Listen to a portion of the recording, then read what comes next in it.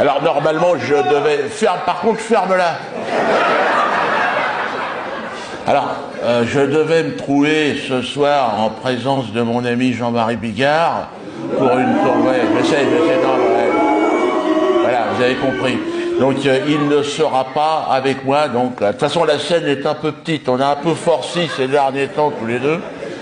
Non, Jean-Marie il a eu peur. Bon, bah ça arrive. Alors, il a pas, non, c'est pas l'affaire de couilles. Je pense qu'il a encore ses 2 couilles, mais c'est. Non, il a eu peur. Arrête. Ça arrive. Il y a des gens. Les gens ont peur. On est dans une société. On est tenu par nos peurs. C'est dingue, toi. Peur de crever, de la chiasse, je sais pas quoi, Covid et tout ça. Les gens ont peur de tout. La guerre. Les gens ont peur. Hein. Moi, j'ai pas vraiment. Bon, j'étais un enfant plutôt peureux. Oh, j'avais les jetons quand j'étais petit, putain. Je sais pas pourquoi. J'étais un petit bambou là, si tu veux, joufflu, jovial, mais bon, dès que le soir arrivait, j'étais tout seul dans mon plumard avec la lumière éteinte, gla les bretelles, j'avais les jetons, quoi, je gueulais et tout ça. Je sais pas pourquoi. Qu'est-ce qui se passait dans mon crâne?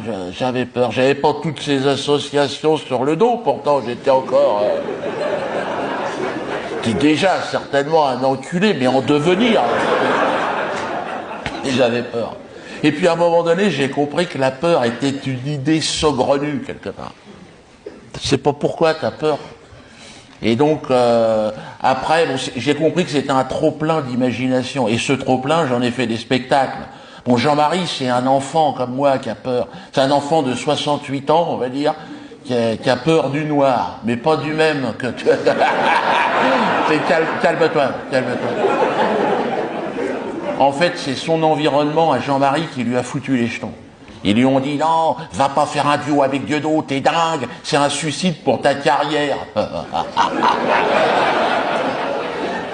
À 70 ans, de quelle carrière tu me parles? Mais ouais, voilà, le véritable suicide, pour moi, c'est finir chroniqueur chez Hanouna et chez Ruquier. Ah ouais, Jean-Marie, ressaisis-toi, putain.